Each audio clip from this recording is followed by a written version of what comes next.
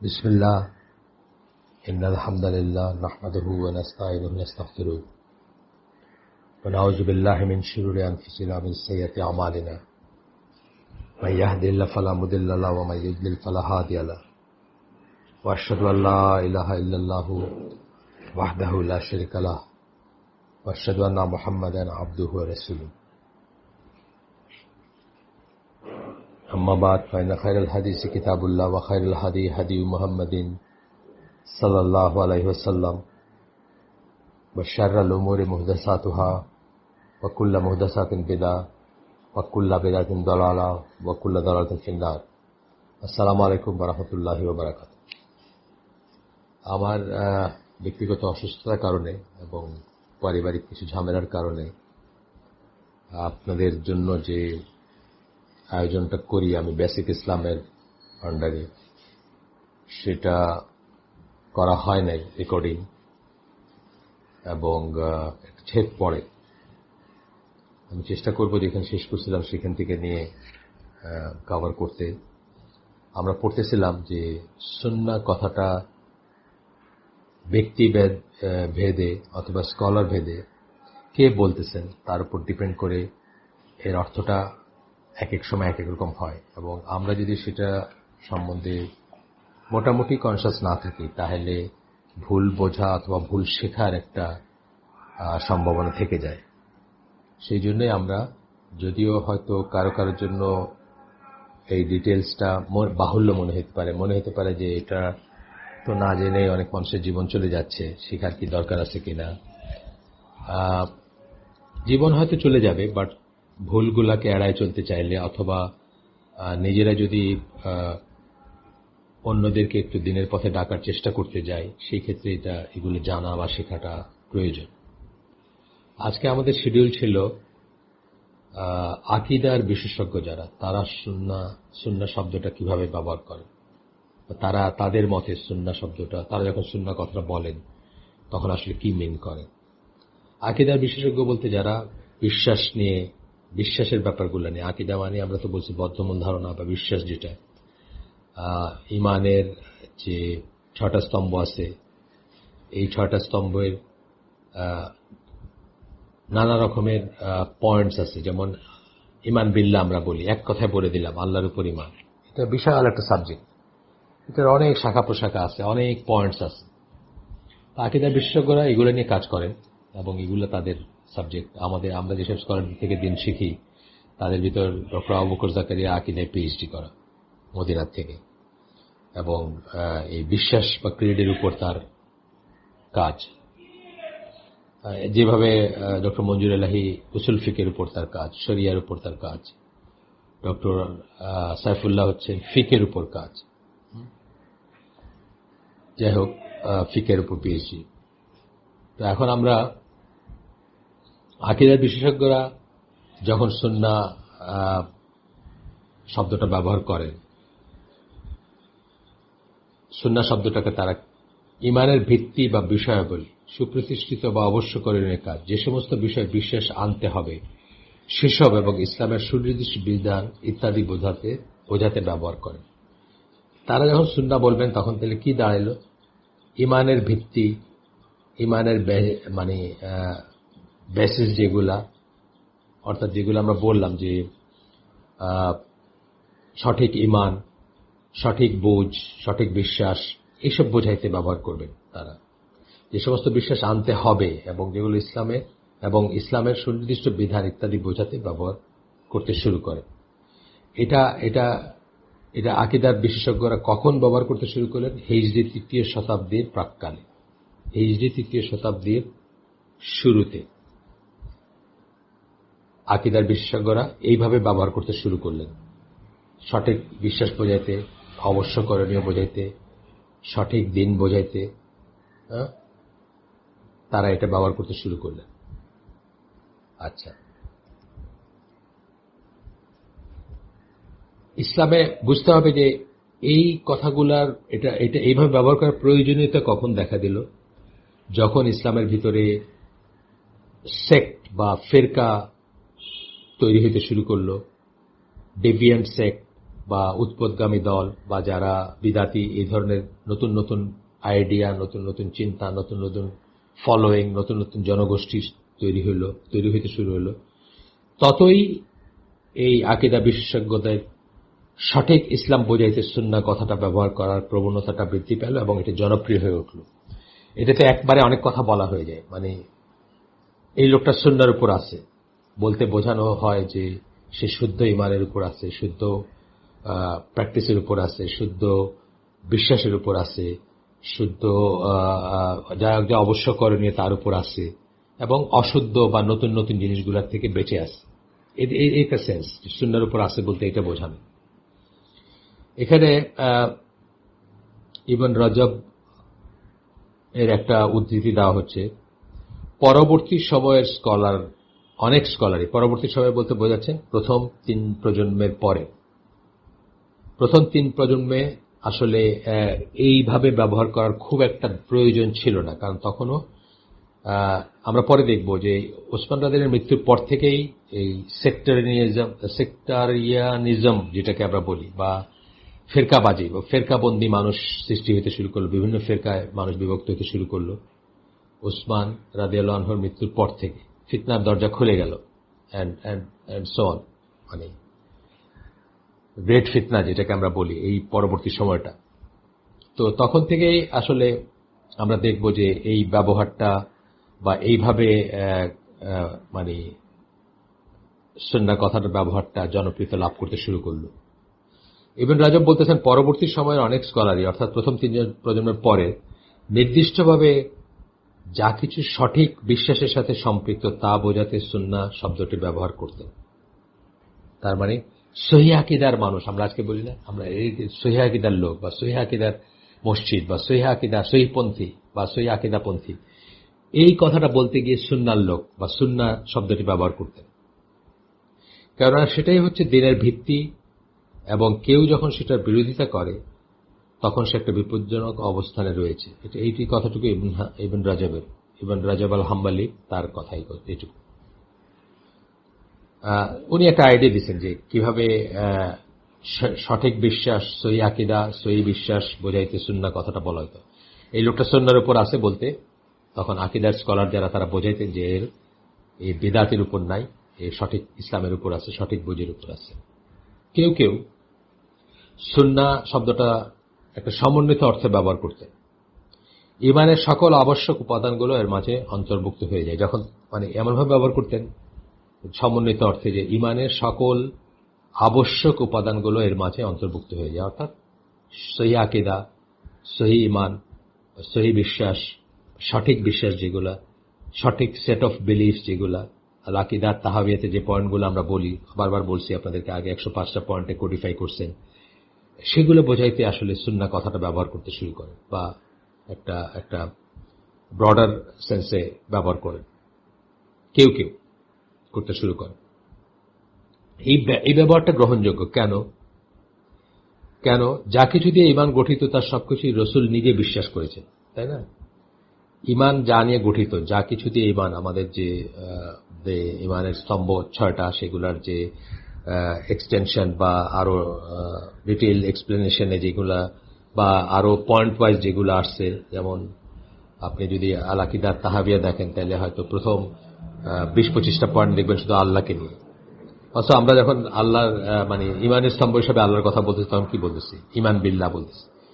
কিন্তু এই 20-25টা পয়েন্টে আরো আল্লাহ কোথায় আছেন, আল্লাহ সিফাতগুলা বা আল্লাহ সম্বন্ধে আল্লাহ নিজে যে সমস্ত কথা বলছেন সেগুলোকে পয়েন্ট ওয়াইজ উল্লেখ করে সমন্বিত করা হয়েছে বা এক্সপ্লেন করা হয়েছে।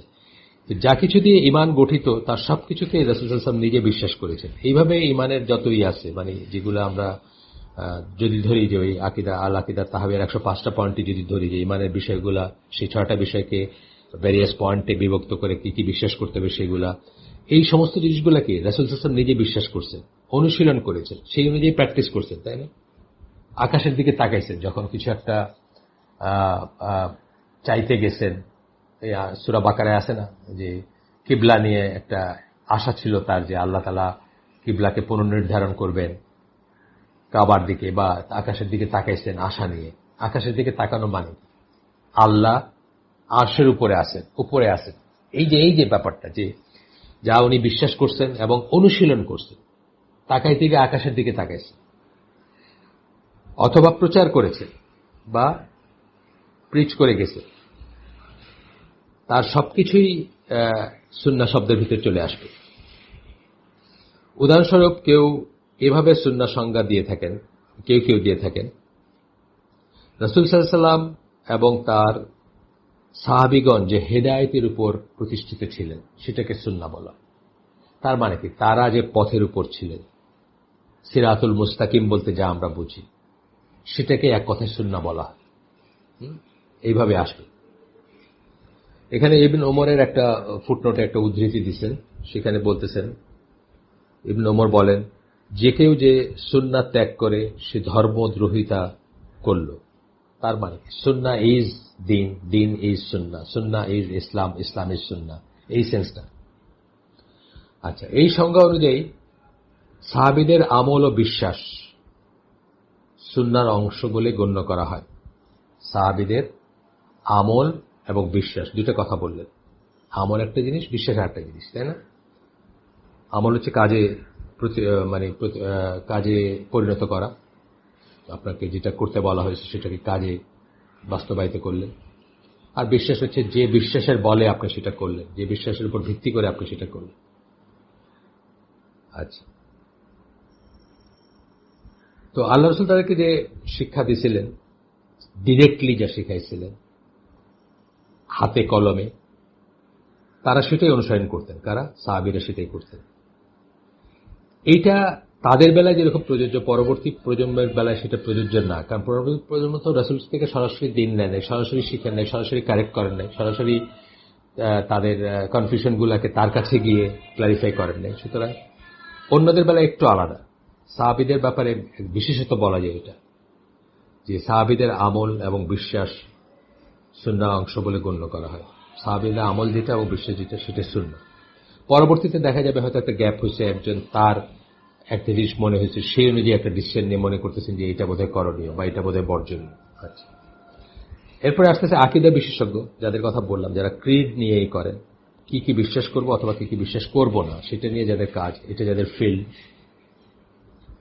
কখনো কখনো তারা সুন্নাহ বলতে বিদআতের বিপরীত জিনিসটা বোঝান।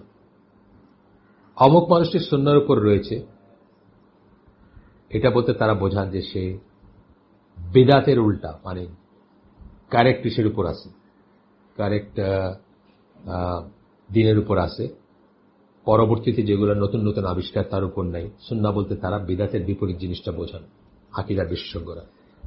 আচ্ছা,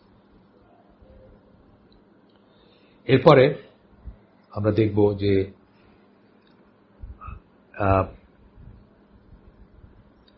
এর অর্থ দাঁড়ায় এরকম যে বিশ্বাস সাধারণভাবে পদ্ধতি ও আচরণের নিরিখে সংশ্লিষ্ট ব্যক্তিটি, যার কথা বলা হচ্ছে, সুন্নাহর উপর আছে। রাসূল যে পন্থা প্রতিষ্ঠিত করে গেছেন এবং সাহাবী ও তাদের অনুসারীগণের জন্য রেখে গেছেন, এবং তার সাহাবী ও তাদের অনুসারীগণদের জন্য রেখে গেছেন, সেটাই অনুসরণ করে চলেছে। আমরা এটা বুঝবো যখন আমরা বলবো যে অমুক মানুষটা সুন্নাহর উপর আছে বা অমুক মানুষটা সুন্নাহর উপর প্রতিষ্ঠিত। আচ্ছা, এর উল্টা, এর বিপরীতে আমরা যখন বলবো যে অমুক বিদআতের উপর আছে, তখন আমরা কি বুঝবো? যে তার এমন কিছু বিশ্বাস বা পদ্ধতি রয়েছে যা ইসলামের শুদ্ধ শিক্ষার পরিপন্থী। কাউকে যখন আমরা বলবো যে সুন্নাহর উপর আছে, যখন বলবো তখন বলবো যে রাসূল এবং তার সাহাবীরা বা রাসূল তার সাহাবীদের জন্য বা পরবর্তীদের জন্য যা কিছু রেখে গেছেন তার উপর আছে, কেউ বাড়তি কিছু যোগ বিয়োগ করে নাই, সেটা বুঝবো। ঠিক একইভাবে যখন আমরা বলবো অমুক বিদআতের উপর আছে, তখন আমরা বলবো যে তার বিশ্বাস বা পদ্ধতিতে এমন কিছু যুক্ত হয়েছে যেগুলা ইসলামের শুদ্ধ শিক্ষার পরিপন্থী। যেমন ধরেন, কথার কথা,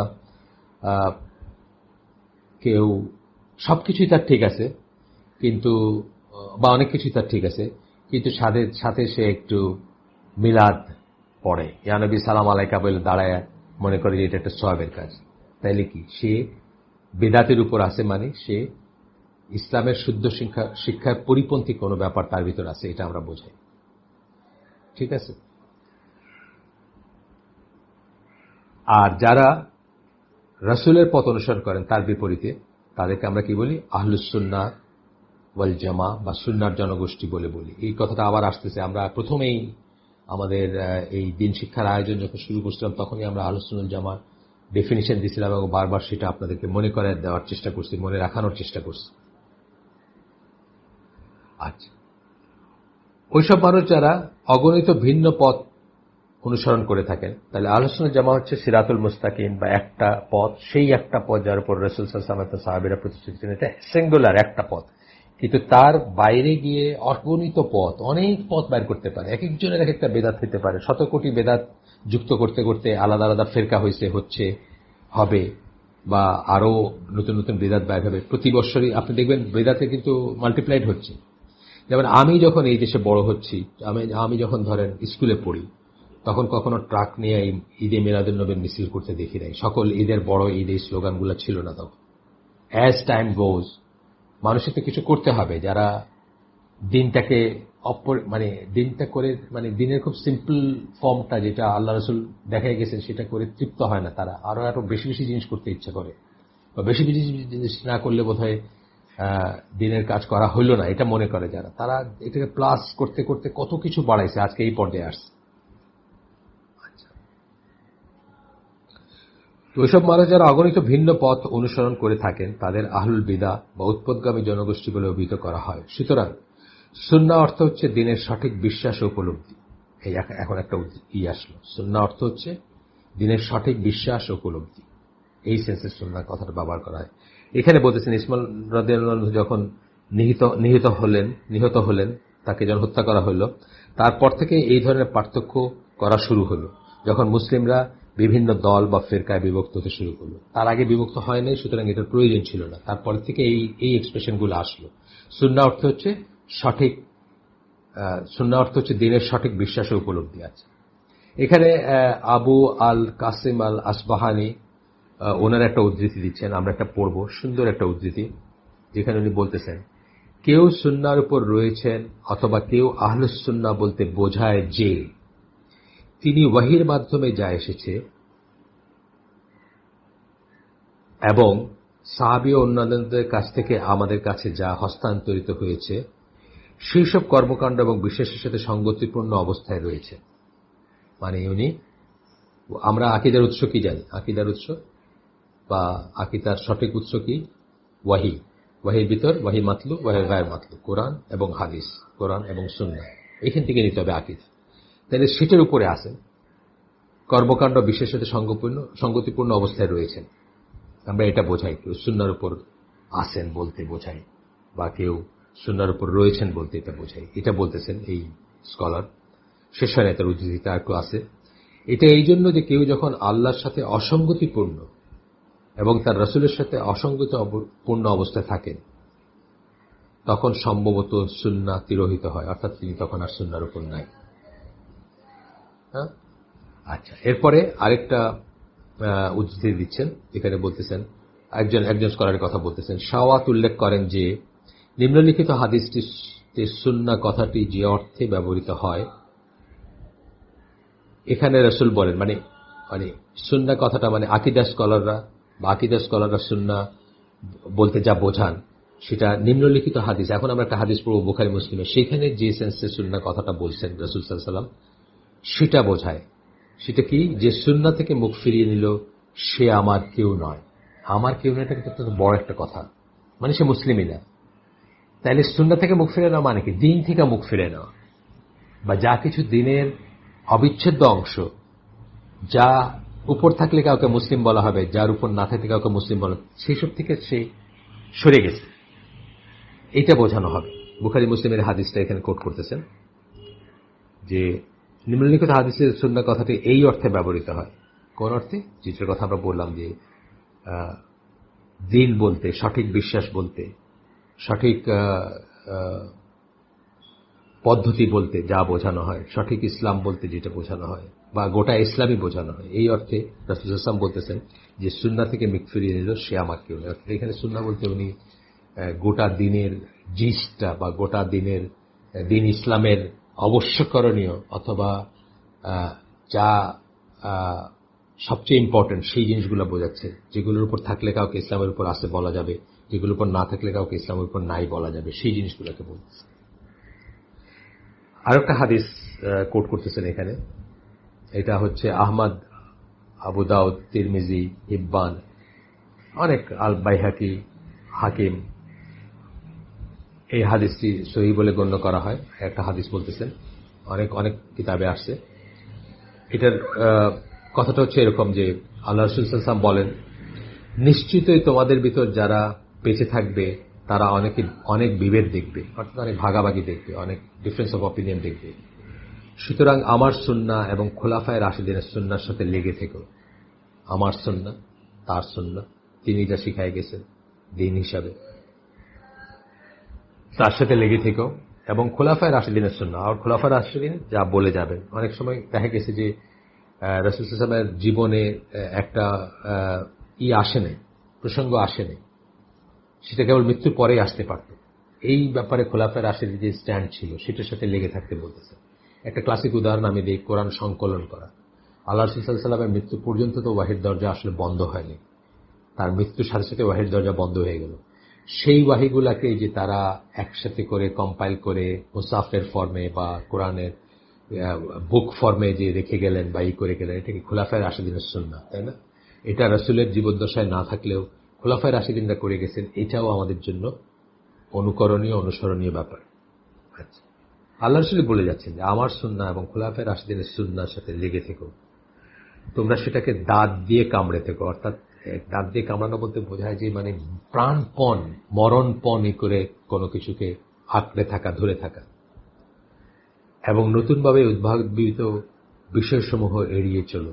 নতুনভাবে যেগুলো আসবে, মানে এর পরে নতুনভাবে যেগুলো আসবে, নতুন নতুন জিনিস যেগুলো আসবে, মানে খোলাফায়ে রাশিদিনদের ওয়ের বাইরে গিয়ে যেগুলো আসবে, তারা করেন নাই এমন আমল যখন আসবে, বা এমন ফজিলতের জিনিস বা সোয়াবের জিনিস যখন নতুন নতুন আবিষ্কৃত হবে, যেমন মিলাদ বললাম, মিলাদুন নবী বা ইত্যাদি এই ধরনের জিনিস, সেগুলোকে এড়িয়ে চলতে বলতেছে।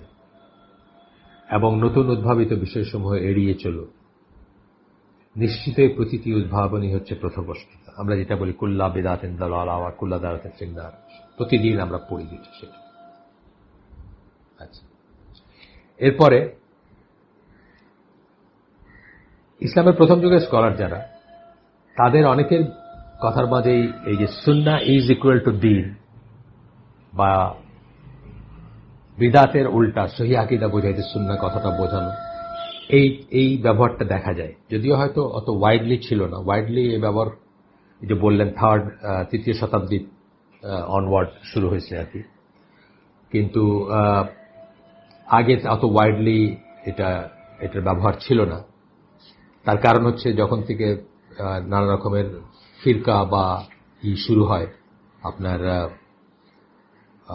তৃতীয় শতাব্দীর প্রাক্কালে বলছে, যখন থেকে অনেক ফিরকা হয়ে যায় তখন ইউজটা বাড়ছে। কিন্তু আগেরও অনেক স্কলার এই সেন্সে কথাটাকে ইউজ করছেন, দিন, গোটা দিন বোঝাইতে বা সহিহ আকীদা বোঝাইতে বা বেদাতের উল্টাটা বোঝাইতে সুন্নাহ কথাটা ব্যবহার করছেন। এখানে আব্দুল্লাহ বিন মাসউদ রাদিয়াল্লাহু আনহু, তার একটা আছে আপনার, তার একটা উদ্ধৃতি আসছে যেখানে বলতেছেন, সুন্নাহর অনুশীলনে কারো মধ্যপন্থী হওয়াটা বিদআতের উপর চরম বিশ্বস্ত হওয়ার চেয়ে শ্রেয়।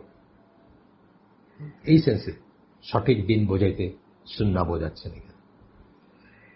এখানে আরেকজন স্কলার মোহাম্মদ ইবন শিহাব আল জুহরি, তার কথা আসতেছে। আমাদের যেসব স্কলার গত হয়েছেন তারা বলতেন সুন্নাহর সাথে লেগে থাকা হচ্ছে নাজাত লাভ। সুন্নাহর সাথে লেগে থাকা মানে নাজাত লাভ। নাজাত লাভ কারা? নাজাত লাভের দলটাকে আমরা কি বলি? ফিরকাতুন নাজিয়া বলি, তাই না? তাহলে ওই ঘুরে ফিরে ওই কথাতেই যাচ্ছি যে আহলুস সুন্নাহ ওয়াল জামা, ফিরকাতুন নাজিয়া, তাইফা মানসুরা, আহলুল হাদিস, আহলুল আসার, এই সব কথা বলতে একটা জিনিসই বোঝানো হয়, যারা আল্লাহ এবং যারা আল্লাহ রসুল এবং তার সাহাবীরা যে পথের উপর ছিলেন, সেই পথের উপর আছেন বা থাকবেন বা ছিলেন, তাদেরকে বোঝানো হয়। আচ্ছা, এরপরে আমরা দেখব যে প্রথম যুগের স্কলারদের কেউ কেউ এটাকে আরো এক ধাপ আগায় নিয়ে গেছেন, এই ডেফিনিশনটাকে। সুন্নাহ বলতে এই যে সেন্সটা, যে শুদ্ধ আকীদা, সহি আকীদার উপর, সহি দ্বীনের উপর যারা আছেন তাদেরকে সুন্নাহর উপর রয়েছেন বলে বলার এই যে এটাকে আরেকটু আগায় নিয়ে গিয়ে ছোট বড় দিনের সকল ব্যাপার, দিনের সমস্ত নীতিগৃতি, সেটা যেগুলো শুদ্ধ বা যেগুলো সঠিক সেগুলো সব বোঝাইতে সুন্নাহ কথাটা ব্যবহার করছেন, এবং সিরাতুল মুস্তাকিম বলতে সুন্নাহ কথাটা ব্যবহার করছেন, বা সরল পথ যেটাকে আমরা বলি, যেটার উপর আল্লাহ রাসূল যেটা বলছেন যে একটা দাগ টেনে বলছেন যে এটা সিরাতুল মুস্তাকিম, এটা আমার পথ, বা এটা সরল পথ, বা এটা সঠিক পথ, বা এগুলো সব জাহান্নামে যাবে, সেই পথ বোঝাইতে সুন্নাহ কথাটা ব্যবহার করছে। বাস্তবে এভাবে যখন সুন্নাহ শব্দটি ব্যবহার করা হয় তখন তা ইসলামের সমর্থক হয়ে যায়। এই এতক্ষণে আসলেন আসল জায়গাটায়, যে এইভাবে যখন বলা হয় তখন সুন্নাহ বিকামস ইসলাম, ইসলাম ইজ সুন্নাহ, মানে সুন্নাহ এবং ইসলাম সমার্থক হয়ে যায়, যেটা আমরা একটু আগে বলছি আপনাদের অন্য প্রসঙ্গে বলছি। আল আকল বলতে এখানে নাসির আল আকলের কথা বোঝাচ্ছেন, ডক্টর নাসির আল আকল, একজন নামকরা স্কলার। এর মতে ডক্টর নাসির আল আকলের একটা ফেমাস বইয়ের নাম প্রসঙ্গত বলি। কালকে আমি ওই যে হালাকা ছিল এসের সাথে, সিলেটের সাথে কান্তিলগ্নে ইসলাম, ওখানে বললাম ইমিটেশন অব দ্য কুফার, কাফেরদের অনুকরণ। ডক্টর নাসির আল আকলের একটা বই, এটা সফট কপি পাওয়া যায়, পিডিএফ পাবেন ইন্টারনেটে। এটা আমি মনে করি একটা মাস্ট রিড সকল মুসলিমের জন্য। আপনারা সুযোগ পাইলে বা সময় সুযোগ হলে পড়বেন ইনশাআল্লাহ। যাই হোক, ডক্টর নাসির আল আকল মনে করেন এর মতে ইসলামের প্রথম যুগের স্কলারদের অনেকের উদ্ধৃতিতে সুন্নাহর এই অর্থটা ফুটে ওঠে। কোন অর্থ? সুন্নাহ ইজ ইকুয়াল টু ইসলাম, অথবা ইসলাম ইজ ইকুয়াল টু সুন্নাহ, ইসলামী সুন্নাহ, সুন্নাহ ইসলাম, এইটা ফুটে ওঠে। এটা বলে তিনি উদাহরণ দিচ্ছেন আবু বকর রাদিয়াল্লাহু আনহুর একটা উদ্ধৃতি, যেখানে আবু বকর রাদিয়াল্লাহু আনহু বলেন সুন্নাহ হচ্ছে আল্লাহর সুদৃঢ় হাতল, মানে গোটা ইসলামটাকেই বোঝাচ্ছেন সুন্নাহ বলতে তিনি। আমরা আজকে এখানে শেষ করে দিব। সুবহানাকা আল্লাহুম্মা বিহামদিকা আশহাদু আল্লা ইলাহা ইল্লা আনতা আস্তাগফিরুকা ওয়া আতুবু ইলাইক।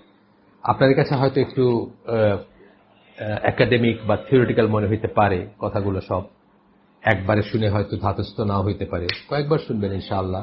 বিশেষত যারা দাওয়াতি কাজ করতে চান, ছোট পরিসরেই হোক বা পরিবারেই হোক বা 10টা মানুষের ভিতরেই হোক, তাদের আসলে এই সমস্ত ব্যাপারে ক্লিয়ার আইডিয়া থাকা উচিত, যাতে বিভিন্ন ডিসেপটিভ ট্র্যাপগুলোতে না পড়েন তারা। অনেক সময় দেখবেন যে আমি বললাম না যে শুরুতে আমার এই আয়োজনের শুরুতে আমরা কি বলছি, অনেকেই সুন্নাহ বলতে মনে করেন বা বোঝাইতে চান বা বোঝেন that which is not that important, মানে এমন জিনিস যেটা এত প্রয়োজনীয় বা গুরুত্বপূর্ণ না। কি একটা করুণ ইন্টারপ্রিটেশন, তাই না?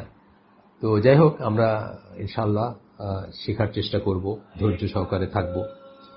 আমরা যে শুনলাম তার মধ্যে ভালো কিছু শুনে থাকলে সমস্ত প্রশংসা আল্লাহ, খারাপ কিছু শুনে থাকলে সমস্ত ব্যর্থতা আমার, এবং সেটা শয়তানের তরফ থেকে। আল্লাহ আমাদেরকে তৌফিক দেন যা ভালো শুনলাম তার উপর আমল করার। আবারও সুবহানাকা আল্লাহুম্মা বিহামদিকা আশহাদু আল্লা ইলাহা ইল্লা আনতা আস্তাগফিরুকা ওয়া আতুবু ইলাইক। আসসালামু আলাইকুম ওয়া রাহমাতুল্লাহি ওয়া বারাকাতুহু।